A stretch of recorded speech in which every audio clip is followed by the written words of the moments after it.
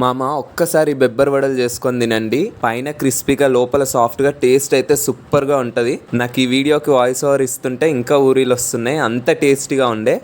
So ఎట్లా prepare చేయాలో చూసేయండి. మేమైతే బెబ్బర్ వడలు అంటాం, కొంతమంది అలసంద వడలు కూడా అంటారు. ఫస్ట్ ఈ బెబ్బర్లను ఒక బౌల్లో వేసుకొని మంచిగా కడుక్కొని ఒక 4 to 5 hours వరకు నానబెట్టుకోవాలి. తర్వాత ఇవి అయితే మిక్సీకి పట్టుకోవాలి. మొత్తం పేస్ట్ లాగా పట్టుకోవద్దు, మెత్తగా కొంచెం ఈ కన్సిస్టెన్సీలో ఉండాలి.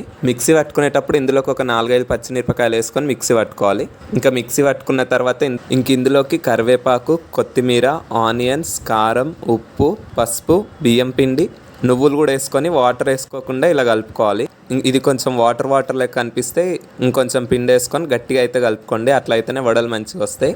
ఇంకా కలుపుకున్నాక వేడి నూనెలో వడలు వేసుకోవడమే. మీకు వచ్చిన షేప్లో నాకైతే ఇట్లా వచ్చేసినాయి. ఇంకా కాలిన తర్వాత తీసుకొని పక్కన పెట్టుకోవడమే. చూస్తున్నారు కదా, బయట క్రిస్పీగా లోపల సాఫ్ట్గా, టేస్ట్ అయితే సూపర్గా ఉన్నాయి. ఇంకా వినాయకుడి దగ్గర కోలాటం వేసిన వాళ్ళకి కూడా ఇచ్చినాం, వాళ్ళైతే సూపర్ ఉన్నాయని చెప్పిర్రు. ఈ వీడియోకి అయితే ఇంతే. నెక్స్ట్ వీడియోకి మళ్ళీ కలుద్దాం. Until then take care, bye.